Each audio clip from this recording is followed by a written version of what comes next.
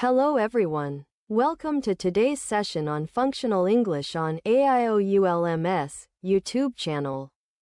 In this lecture, we'll focus on Unit 3 of our Functional English textbook. We'll cover 3 key areas: expressing agreement and disagreement, mastering the simple past tense, and improving reading comprehension strategies. These are vital skills for effective communication in English, both written and spoken. Agreeing and disagreeing. Let's begin with expressing agreement and disagreement. In everyday conversation, we constantly agree or disagree with others' ideas. In English, there are many ways to express these sentiments, ranging from simple phrases like "I agree" or "I disagree" to more nuanced expressions like "I couldn't agree more," "That's a good point," or "I see your point." But the way you choose to respond depends on the context and your relationship with the other person.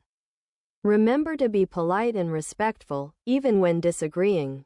The textbook examples of Kashif and Basim illustrate the range of expressions effectively. Simple past tense. Next, let's focus on the simple past tense. We use this tense to talk about actions that happened and finished at a specific time in the past. The formation of the simple past is generally straightforward. Add ed to regular verbs. However, there are exceptions. Verbs ending in y, preceded by a consonant, change the y to I before adding ed, study, studied. Verbs ending in a single vowel followed by a single consonant double the consonant before adding ed, stop, stopped. Irregular verbs have unique past tense forms: go, went, see, saw, and must be memorized. The simple past is crucial for narrating past events accurately and naturally.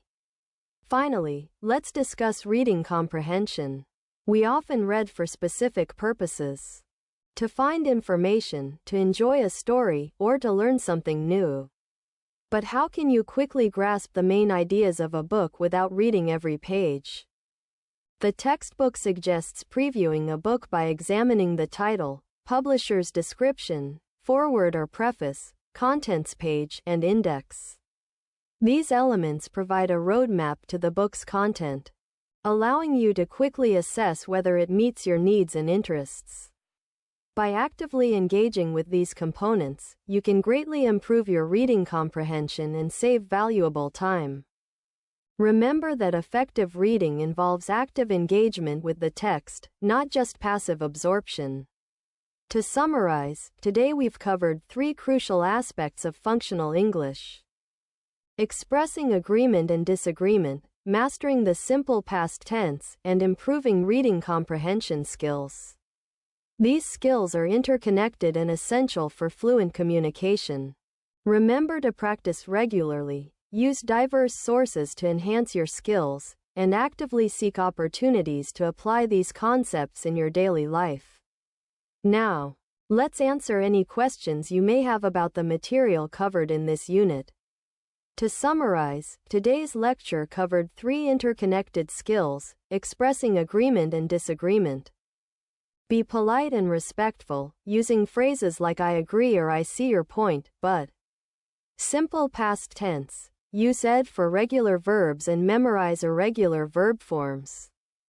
Practice narrating past events accurately. Reading comprehension. Preview books and engage actively with the text. These skills are vital for improving fluency in English. Remember to practice regularly and apply these concepts in your daily life. Thank you for your attention. Before you leave, don't forget to subscribe to our channel and click the bell icon so you can easily access more lectures. Your support keeps us going and ensures you never miss an update. See you in the next session.